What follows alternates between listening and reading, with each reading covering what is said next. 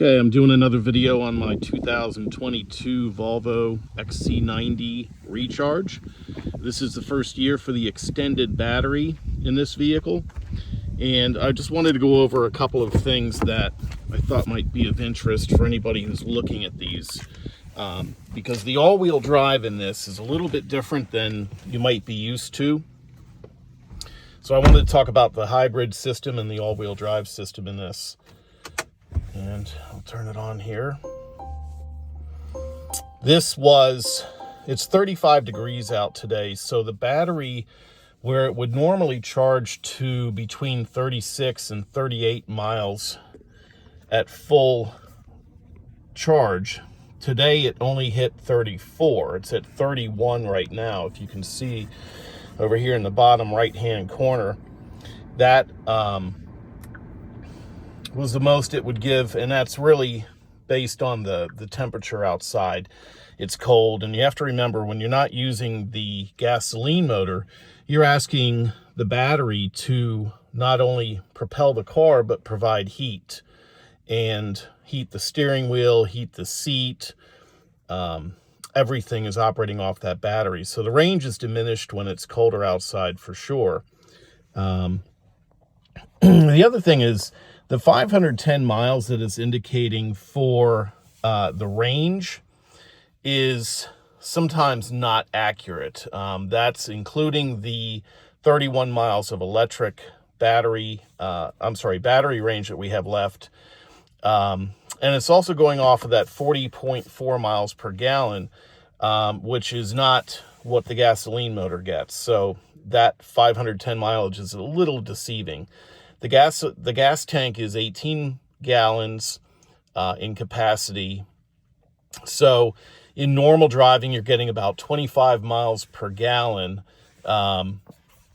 So you're not going to quite get 510 miles out of it. So that is a little optimistic.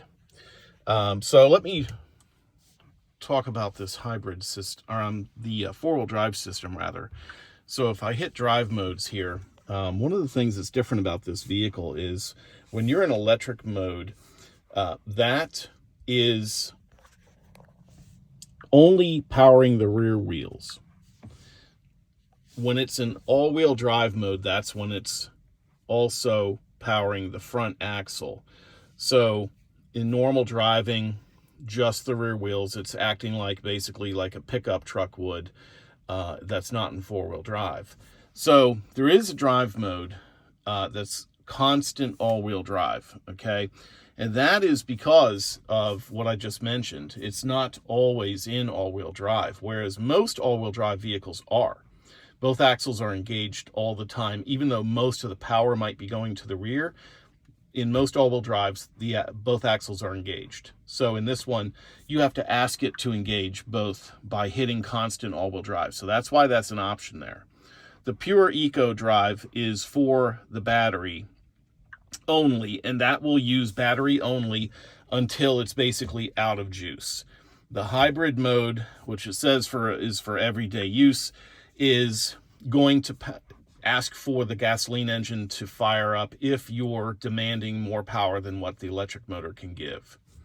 Sorry this keeps going back, but it doesn't hold that screen for very long, just for a few seconds. Power mode will use both and give you the most power that this can offer, which is right around 455 or 457 horsepower total between the gas motor and the electric motor. So it does have a lot of horsepower if you're asking for both the electric motor and the gas. And then it has an off-road mode, which I need to explore, and I don't have a lot of details on that right now. But I just wanted to go over that quickly because like I said, this is an all-wheel drive, but it doesn't act like a lot of all-wheel drives. So that might be, a little confusing to people. Now, don't get me wrong. If you have wheel spin, when it's in rear drive mode, if you do get wheel spin, it will automatically engage that front axle, and then you'll be in all-wheel drive mode. But if you want it, if you know the conditions are going to be icy or snowy or something where it's going to be dangerous, that's when you can ask it to go into all-wheel drive mode constantly, so that you don't have to worry about waiting until that moment when you do lose grip for it to engage the front axle. So just wanted to go over those things real quick, and if you have any comments or questions, please let me know. Thanks for watching.